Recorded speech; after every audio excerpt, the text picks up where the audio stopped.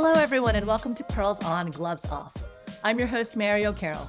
Today, we have on a very special guest who I've learned an incredible amount from, and I attribute a ton of my personal professional growth in recent years to. Kim Kokoska is our executive coach at Ironclad. With a deep passion for personal growth and professional development, she has had the privilege of helping individuals unlock their potential and find success in their own unique ways. Throughout her career, Kim has seen clients overcome challenges, find resilience, and achieve remarkable transformations. When it comes to guiding professionals in leadership development, she's committed to making a positive, enduring impact on her clients' lives. Now, I invited Kim on the show because I think legal operations and general counsel roles come with some pretty unique challenges, especially when you're out there being an active change agent. Kim shares a very powerful framework on the drama or empowerment triangles and how to move from what is a victim mindset to an observer mindset. If you have no idea what that means, don't worry, she does explain it all very well. And I've always found this to be a really useful lens to be conscious of as you approach challenges professionally, but just as much personally as well. We will talk about the 5 subconscious beliefs about ourselves that stem from early on in our lives, but that can pop up later and affect the way we respond, act, and feel to various situations. We also get into the idea of impostor syndrome and where that is coming from and how it can show up for different people. And again, how to make sure we're conscious of how we're feeling and what we can do about it. I have learned a ton from Kim, so I really do hope you enjoy this special episode on personal and professional growth. Well, hi, Kim. Good morning. Good morning. All right. So I was just thinking when I first started at Ironclad, our CEO, Jason, said to me, let's get you set up with Kim. All of our execs have access to our executive coach. And I was like, really? Everyone? I, I have to admit, I was a little suspicious. I'd never worked with a coach before, right? And I remember there was this time when I was at Google and, moving up the ranks, and my manager told me that I had been selected to take part in this leadership development program, and I'd been given an executive coach.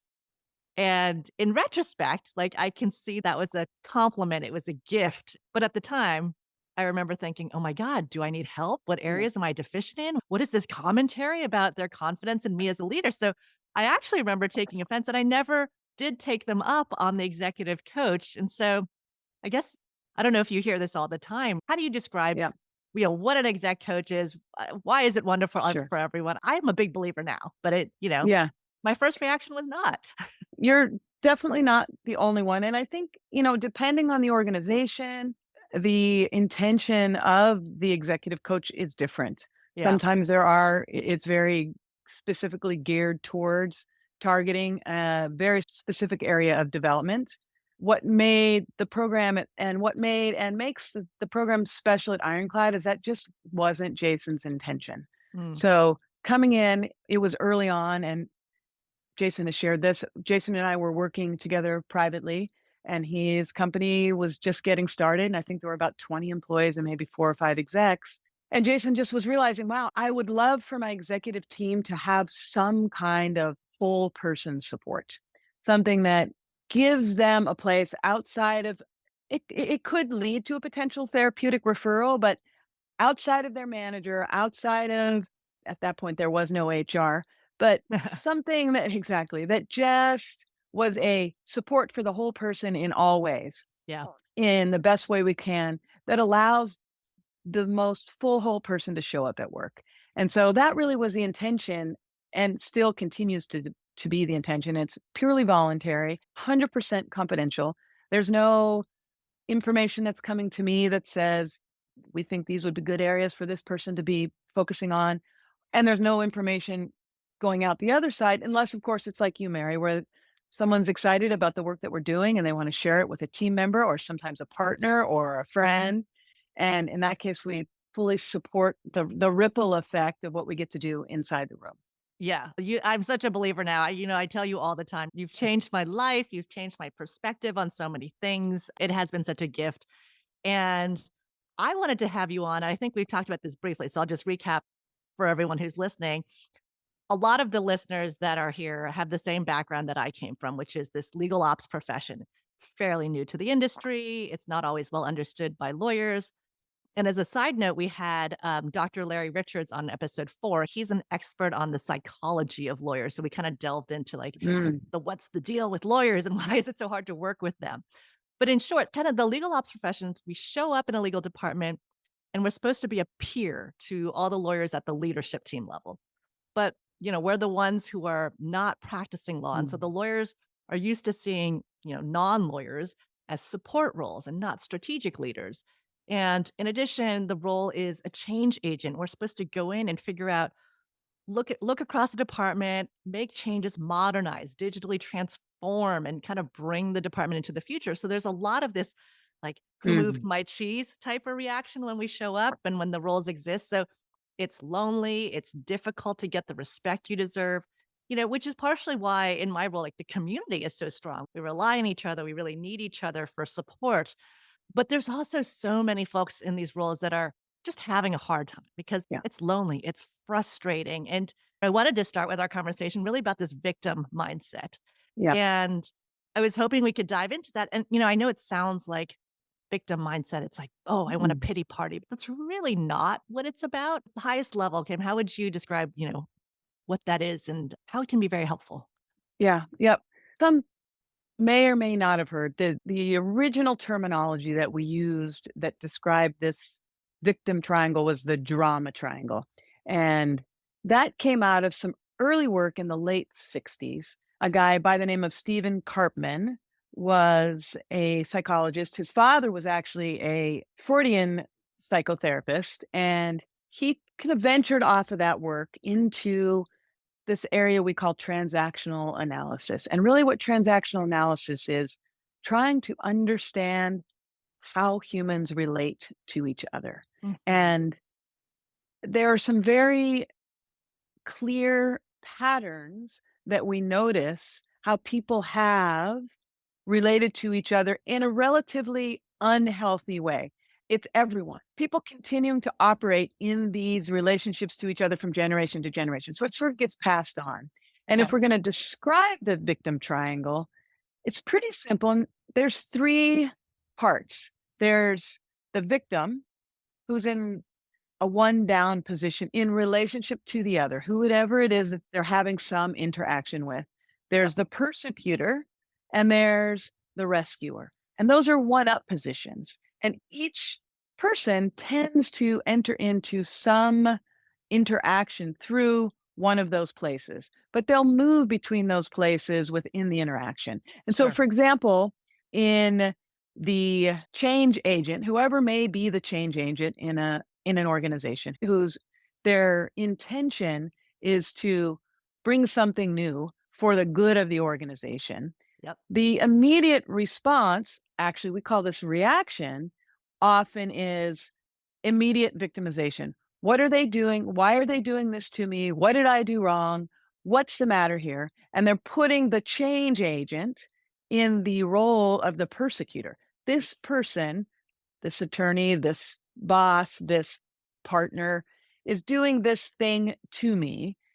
And as that person gets more and more upset about what may be happening, oftentimes either the persecutor or somebody else within the organization will come and try and rescue them, let them know that they're going to fix it for them, that this is their job now to take care of them. And so, and people move around within these particular roles. And what we've been talking about and what you and I have spent a lot of time with is the evolution or the alternative to this victim triangle, this drama triangle, is what we call the empowerment triangle. Yeah. And the empowerment triangle is a place where we kind of flip, we flip that victim triangle up on top of its head, and we have an inverted triangle. And in that inverted triangle, we have the observer or the creator on the top. We have the asserter or the challenger, and we have the nurturer or the coach.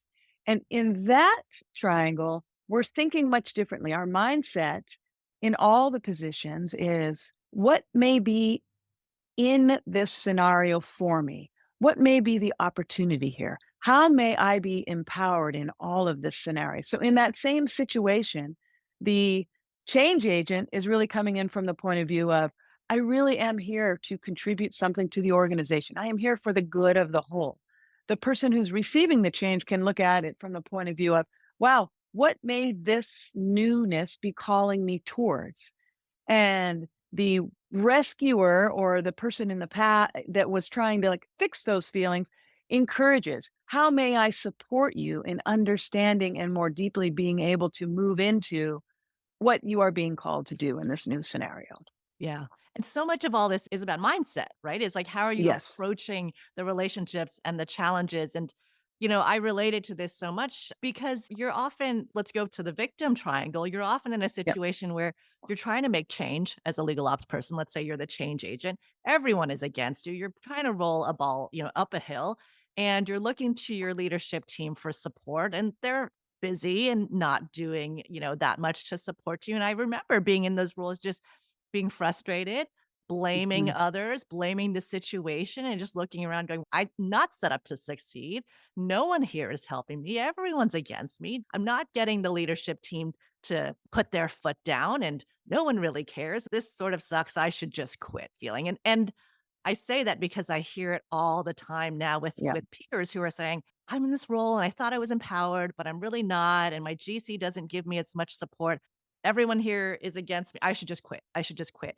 And I think what you've taught me is, as I try to coach people myself now is, well, what can you do in that situation? Have you to kind of move into that empowerment mindset? I try to ask myself all the time now, have I done before I start to blame the situation and blame Mhm. everyone around me? Like, is there anything I can actually do to change the situation? Have I done everything that I can? And if I were in someone else's shoes, what would I tell someone who's hearing what I'm saying about my problem and my situation? And, what would they tell me? Have you tried this? Have you tried that? And would my answer actually be yes? Or no, I just Mhm. continue to blame everybody? Yeah, I think that what you hit on there, Mary, is really foundational to that shift from the victim mindset, as we'll speak about it here, to that observer mindset, to that personal responsibility. So, really, the fundamental difference is, have I really looked at my own part in whatever this dynamic is? Have I taken full responsibility for what may be happening here? And am I continuing to put myself in that victim place, blaming the system, the other people, the environment, the economy, all of these things? And not to say that those factors don't exist, because they absolutely do. Right. It's how are we now going to respond to whatever those external environmental factors are versus just reacting to and keeping ourselves stuck in that disempowered position in relationship to our circumstance. Yeah. And so I guess, is that the main advice, is to sort of think about what you can do to change the situation and to empower yourself, or to turn yourself into more of an observer than a victim? Is that kind of the advice? I would say that's the primary intention. Okay. What we haven't talked about here, and what I think makes this model particularly valuable, but you won't see this, what I'm about to share, as often in the literature as if you do decide to spend some more time in victim and observer mindset in the drama or empowerment triangle. And that is what fundamentally pulls us into the victim mindset. And Mhm. this is the part that is the most powerful, I think, the most interesting, and the least talked about, especially in corporate environments, because it forces us into a deep introspective place and a vulnerable place inside of ourselves. And what pulls us into this victim mindset is these subconscious beliefs that we have started to create about ourselves, really through the course of our lifetime. When we come onto the planet, some believe we come in with some of these beliefs already ahead of time, and some believe in past lives and karma, and that all may be true. Whether that's true or not, what we do know is that human beings are walking around with these primarily subconscious beliefs about themselves until we start to bring them conscious. And these beliefs about ourselves get formed through particularly our early 0 to 5 time on the planet. I'm going to go a little deep here. Want to go a little deeper? Yeah, Okay. absolutely. All right. So when we first come onto the planet as little babies, we don't know in consciousness that we're separate from the rest of the world. In our consciousness, not in our cognitive consciousness, but in our wholeness, the infant has the belief, not even the belief, the experience of there is no difference between myself, my parent, the tree, the dog. It all exists simultaneously. Through the course of those first 0 to 3 years, fundamentally, there is a process we call differentiation. It's the recognition that we are separate within this whole. And as that differentiation is happening, you'll notice the infant starts to pull on the parent's ear, grab necklaces, grab their nose. And what they're recognizing is, oh, wait a minute, I'm pulling on this ear. This isn't my ear. Wait a minute. We're not all the same. You are not me. I am not necessarily you. And that's extraordinarily exciting and liberating and also terrifying. Oh, Yeah. no, I am separate from you. What happens if you're not available for me? At the same time, when the world is not going as the infant or adolescent or adult may want it to, if the needs are not being met in the way that they hoped that they are, through love, through affection, through feeding, through attention, through all of the things, the little brain or the adolescent brain or the middle aged brain starts to try to figure out what the heck is happening here. And especially the younger brain, because it's still trying to figure out its place in the world, its only answer is, "It must be my fault because I didn't get fed, because my mom didn't show up, because my parents are fighting, because the car got in an accident, Yeah. because the storm happened. What did I do wrong?" Yeah. And so these little seeds get planted inside, and these seeds become these subconscious beliefs. And these subconscious beliefs we start to live in without knowing that they exist. Yes. And if we boil them all down, and there's hundreds and thousands of these, but if we break them down, and if that's true, then what? If that's that true, then what? And we bring them all the way down, there's about 5 subconscious beliefs that we all tend to resonate with 1, 2, or 3 of them. And I'm going to say them. And as I say them, Mary, you've shared yours in the past. Yeah. I'm remembering all this Whoever's now. listening, yeah, whoever's listening, I'm gonna encourage you to tune in. For some of you, they may be obvious. For some of you, may be, nope, I don't resonate with any of these. But just notice as I state each of these subconscious beliefs, which one kind of resonates, which one you think, oh, wow, I kind of do see the world through this lens. And they're cousins. I call them cousins. They're very similar, but they are distinctly different in the way we experience them. So these are I don't matter. I'm not lovable. I'm not enough. I'm not valuable. I'm not worthy. And these seeds that got planted, we tend to then start to look through the lens of this belief and start to look for evidence that proves this hypothesis to be true. And as we continue through our life, we continue to generally see the world through that lens, particularly when we're in a interaction that challenges us or that there's something at stake or there's a possibility of something losing or that we're disappointed in. So if we go back to this victim mindset, in one of these circumstances, Mary, when you went in to initiate this change and you were noticing this frustration and disappointment in how folks may have been responding to you, which of those subconscious beliefs was being hit for you? Say them again for me. So I think I know which one it Yep. is. Yep. I don't matter. I'm not lovable. I'm not enough, I'm not valuable, or I'm not worthy. For me, I think it's probably the I don't matter or I'm not enough.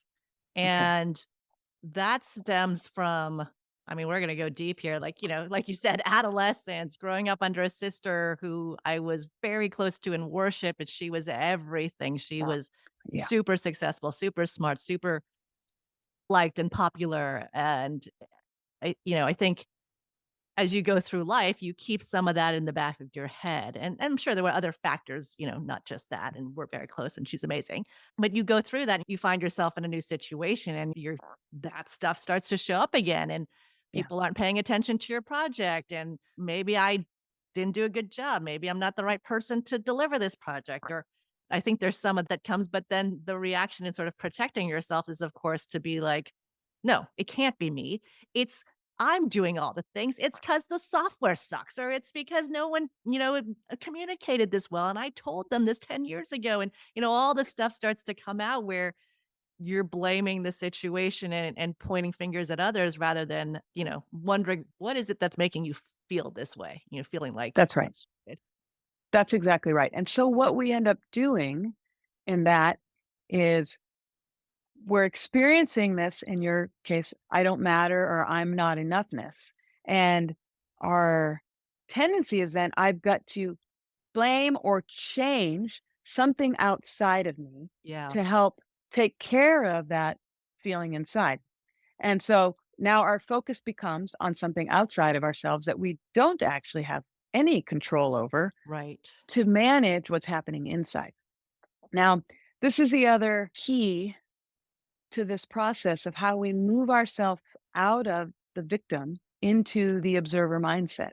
And this is the other part that I find the most challenging for people to internalize, to understand, to get on board for, because we have been so conditioned to have our performance, our external world determine our own value and worth, particularly in executive tech industries where people are high performers. Their Yeah. value is based on how much they produce, how much they succeed. And so, because that sense of self is so tied to some external result, that's where we end up getting stuck.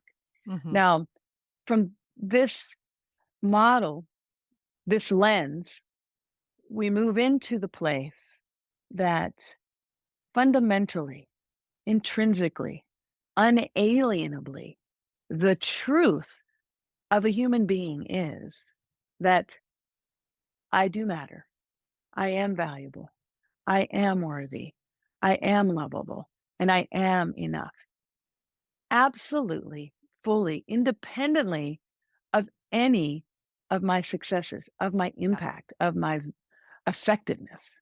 And so once we get that, then that allows us to get the elevation, to move into that place, that observer state to go, oh, wow, okay, these things yet are true. Our software isn't as strong as we probably need it to be. Yep. We're having challenges with implementation, but we hold it from this place of what is observational versus why it is getting in the way versus, okay, this is our opportunity Yes. for, yes. Yes. So again, going back to the Yeah. countless people who I talk to who say, "This is my situation, Mary. It's not working out. I think I should just leave. Would you agree?" And, Mhm. I often say, this is a hard role. This is the situation that you might expect at your next role. What's to make you think that this is not going to happen again? And I heard someone say a great three things that I thought was great. You think about your situation, you have three choices: Mhm. accept, change, or leave. And if Mhm. you're gonna accept it, then you gotta stop complaining, you gotta stop blaming, you know it for what it is, and you live with it. I think the better option is to think about, can you change? What can you do to change the situation? And doing that with the observer mindset of, I'm gonna take a step back. These are things that are terrible, that do exist and that, just exist in the world, the economy. I can't change that. Okay, but what are the things that I can be more proactive about and be active in having an effect on how the situation is going to play out or how I'm going to feel about it. And then, at the end, if you've really tried everything and it is a terrible situation and you see that it's not healthy for you, then absolutely, then you should leave. But to me, there's choices in the matter. And it's not just, I throw my hands up, this isn't working, on to the next thing. Yeah. Interesting. I like the accept, change, or leave model. I would slightly turn it to first, we just need to accept what Mm, is. Like yeah. being able to truly come in contact with what is versus through the lens of some it should or shouldn't be this way. Okay. So accept, then identify, make a choice to continue to participate, see what we can do to change, Hmm. and then make the potential choice. If it does turn out that the choice is to leave, we've chosen to leave from a place of empowerment, from a place of I value, I matter, I'm worthy, versus leaving from a place of victim. Yeah, And that's so, right. yeah, Yeah, that's great advice. Anything else you want to touch on that we didn't touch on this topic?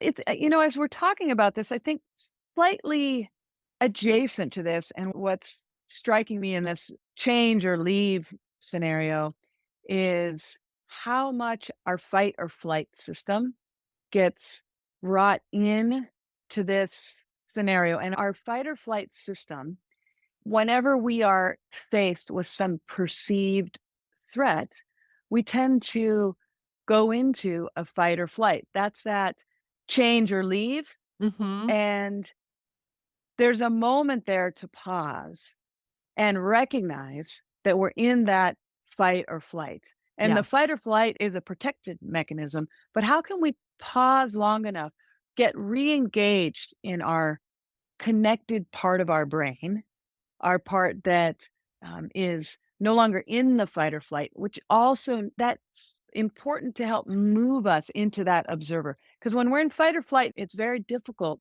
for us to make that move. And some of the ways to move out of that fight or flight is, it's taking that space. It's our meditation, it's our yoga, it's some sort of creative pursuit, it's being in nature, it's spending time with family or friends. It's all of these things that we tend to ignore when we're in that fight or flight state. Yeah. So to give ourselves the opportunity to let just the nervous system regulate is also fundamental to being able to make this move and to be able to recognize, okay, how can I take responsibility? What is it I could be doing? How can I be making some change here? Yeah, that's fantastic, and, I'm smiling because we've talked about this a lot, and this is something I, personally am now conscious of and try to work on, which is that I live in fight or flight, My my superpower is my decisiveness and just Yes. action oriented and getting stuff done. But at the same time, with probably so many personal qualities, your Mhm. superpower can also be your weakness, which is that, sometimes need to slow down. Take a moment, think about the That's situation right. before making a decision too quickly. So that's also been really helpful advice from you. Yeah. The topic of burnout has also is a big conversation right now. And really fundamentally, what burnout is a sustained chronic state of fight or flight. And we can take short breaks, we can take a weekend vacation. But if we're continuing to be in this chronic fight or flight state, eventually the system shuts down. We go into a freeze Yeah. mode. So this is another opportunity when we notice ourselves in the drama triangle to some degree. That's probably a pretty good cue to recognize, oh, I'm also in fight or flight. And Mhm. this is the time that, again, to create that separation. So to help prevent that burnout long term is also to be really attuned to where and what state we are in, as well as what position we may be in the drama triangle. So, how do we do that as professionals? For the legal industry, burnout is a real big Yeah, issue these days. Legal ops is no different. There's always something, there's always a fire, there's always 400 things on your prioritization list with no breaks and more really, why didn't you do that yesterday type of urgency. So, you never really feel like you can take a break. And, I guess what do you tell busy executives and professionals who are builders, and this Yeah. is kind of Yeah. the life that they thought they were signing up for, and how to maximize their effectiveness. Yeah. What we introduce this whole system, Yeah. and so that we bring so much consciousness to the state. Yep. So we can be in the same sort of environment. It's how we're relating to the environment. Mhm. My Some of my most early teachers said, it's not the issue that's the issue, it's how we're relating to the issue that is the issue. So it's this high level of consciousness in regard to the state. I often, when I start a session, I say, let's talk about the state of Mary as she's coming in. And as we bring awareness to our state, once we have awareness, that allows us to adjust our state. And one of the things I talk a lot about is mini breaks. It can be a 10-second break. It can be Right. a 5-second break. I highly recommend 50-minute working sessions with a 10-minute break. As much as we can create these little mini pauses throughout the day that we can recognize, and in that moment, where am I? What state am I in? Yep. Connect to that place inside. The way emotion works is emotions are like toddlers to some degree, and they need the attention. The minute you make connection, deep, full connection with the state, you're generally will regulate. Yeah. But what we end up doing is avoiding it because we don't want to feel that disappointment. We don't want to feel that fear. We don't want to feel that sadness. We don't want to feel that anger. So we spend the whole day trying to control the things again outside of us to manage that emotional state. So the Yep. more we can take that pause, connect into whatever that emotional state is, be with that state, it regulates. There's a toy, the Chinese, I think they Yeah. call it a Chinese handcuff, Finger finger, cuffs or something. Yep. yeah, finger cuffs, and you put your finger in, and the harder you try to pull, it tightens on you. You can't get your fingers out. Yeah. But if you relax the hand, then the toy relaxes and you can take the fingers out. So it's that process of relaxing into whatever that state is that allows the state to regulate and then allows us to move forward. Yeah, that's so great. And the practical advice that you've given me, I've come to you and said, "Look, the state of Mary is I have back-to-back Zooms. I am flying on airplanes. I'm saying hi to my family as I'm passing them in the hallways, and just back to back, no time to go to the bathroom, no time to get a bite to eat, and forget to even follow up on the previous Zoom because I'm on to the 5th one from then." And you said, just give yourself a minute, give yourself 30 seconds before Mhm, ending one call and getting on the next one, just to change kind of your frame of mind and mhm. get ready for that next person so that you're also just fully there and not still processing the last meeting. And so I have been trying to consciously just build in those micro breaks, and it really does help to be able Yeah. to move from, talking to one person internally at Ironclad about something and then moving Mhm. on to a podcast and then moving on to a public speaking session. It's like you do just need to change your frame of mind a little Yeah. bit. Yeah. So that's been super There's helpful. another, I don't know what we'll call it, a theory, I guess, that I've found super fascinating lately. It's called minimum effective dose.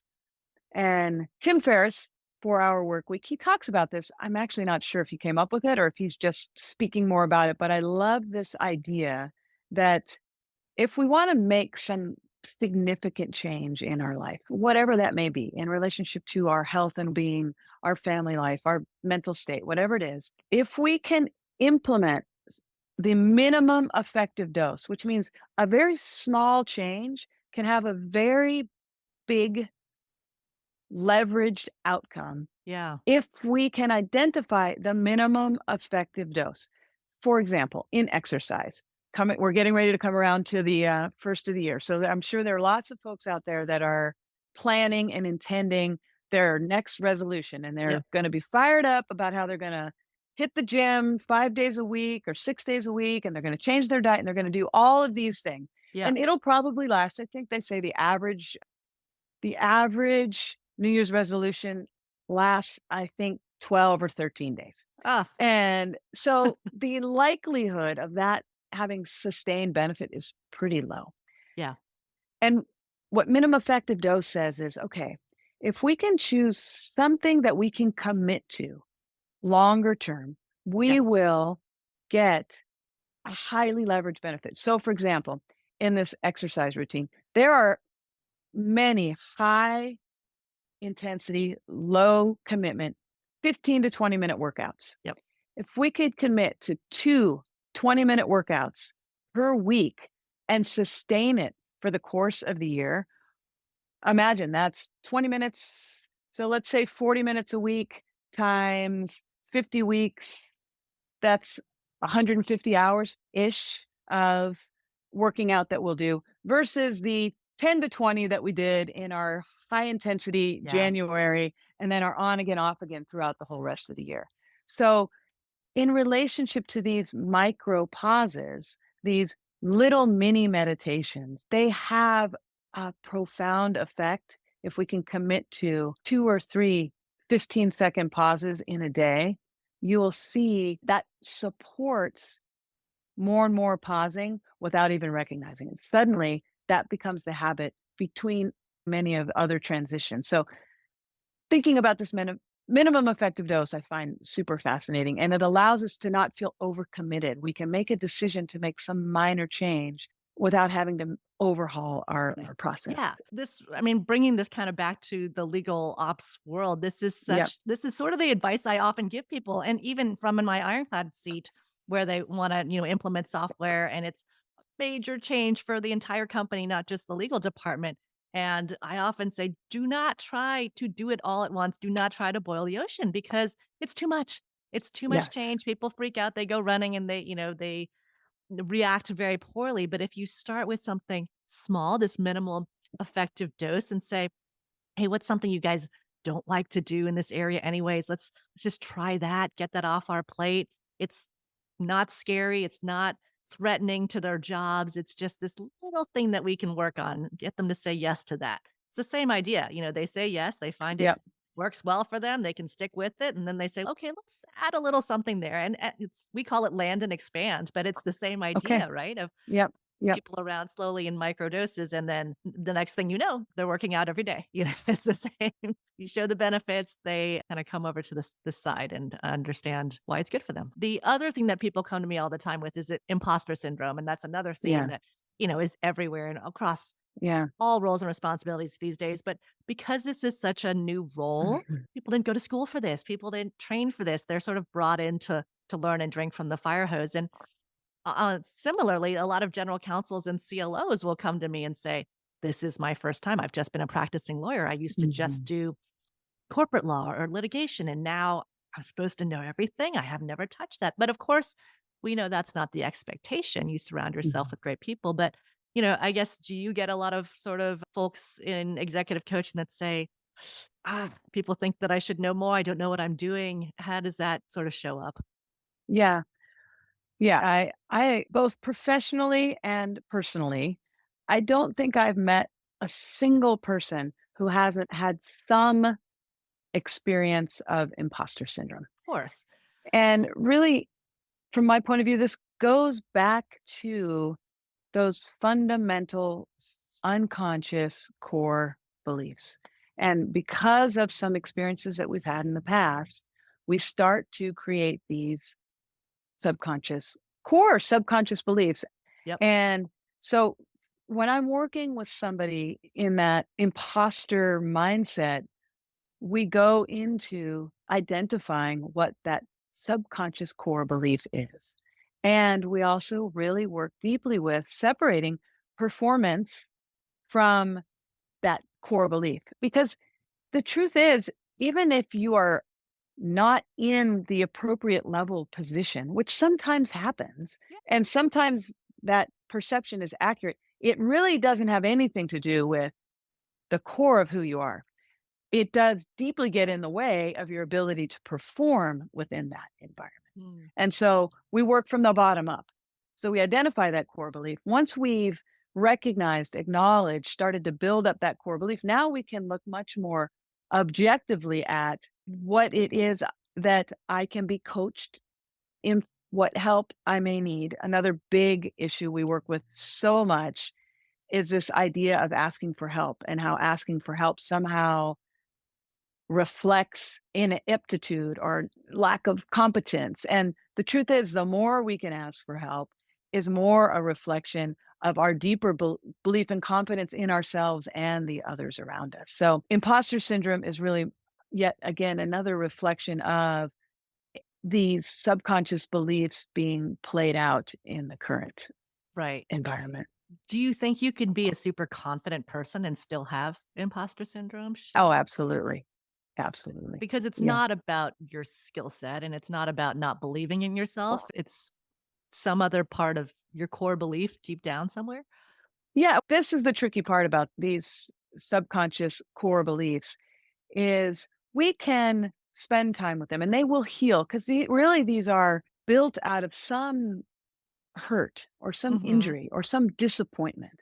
And so as we become the ones that are attending to these hurts, they become smaller and we recognize that they are not the truth of us. Right. It's rare that they're fully healed. Yeah. And so whenever they get touched, suddenly they feel like the whole again and like I haven't made any progress whatsoever. But they'll generally continue to be there. It's our responsibility, though, to how we take care of those. So, again, in this imposter syndrome, it's really discerning what does that actually mean? Does it mean I'm not Yeah. qualified? Does it mean I'm not good enough? Does it mean I'm not, I don't have the skill set? Like, we really need to explore that a lot deeper to find out what is behind that imposter syndrome because it really is different for everyone and it's much more complicated than there's not generally a single situation that's informing that experience of imposter syndrome. That's right. And I think what you also just said is that it can come and go and it can be magnified in different ways depending on things that are happening to That's you right. with you, right? So you can I mean, I have a lot of Yes, confidence in myself in my role and I know that I can do it better than anyone, but there will be moments throughout that's right. either through the day or through the year or through your profession that someone says something or something happens that you get start to question yourself. Yeah, And maybe it's just for a split second, or maybe it's for a longer period of time and it yeah, is something that's eating at you. But yeah, I think it's not like you either have it or you don't. It's I think everyone has it, like you said, to that's some right. extent. And how much is it gonna have an effect on you?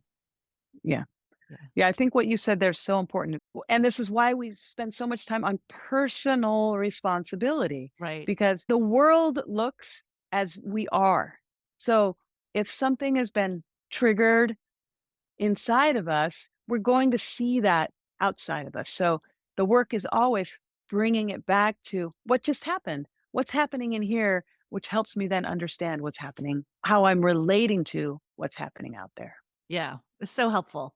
Um, I'm just thinking there's so many things that you and I have talked about or talked through over the years, and even just and I've forgotten a lot of them that you've reminded me of today, but just being conscious of these frameworks, these mindsets, these ideas, these lenses, I guess is the right word to look at things through and to be conscious of just taking a moment to pause. All these things are so useful both professionally and personally in your life that again why I think our experience together and why I'm such a fan of this whole Mm. executive coaching thing is just being aware of how you react to things and how you can change that or just be conscious of what's happening or not happening to you in some ways. Yeah. And the slight turn there is if we are framing it in this thing is happening to me, Yes. then we know we're in the victim mindset. Yes. If we shift it to this is happening for me, Yep. that we can look at whatever the experience is through the lens of there is potential learning, growth, development, upliftment for me here, then it changes how we relate to every experience wherever happening. Right. So, am I saying what's happening to me or what's happening for me? Yeah. And that slight shift changes how we relate to everything Yeah. happening in our Yeah. And no world. one's perfect, right? Even we all hear this and we know Oh, it. heck no. We're going to screw this up all the time. We're going to be over there. It's the catch and the readjust, the catch and the That's right. readjust. People Right. ask me that all the time. Kim, how do I always stay in observer mindset? You don't. Yeah. You Yeah. will rarely. You'll be there less often absolutely than you want to be. But now at least it's No. available. So many moments where you're like, I know Yeah, that I'm in that mindset right now. I'm gonna get out of it. It's gonna exactly. take me a moment, but at least you have the tools. So I can't thank you enough. And thank you for being here and sharing with the world all your amazing lessons. It's been a pleasure having you and speaking with Uh, you. Thank you, Mary.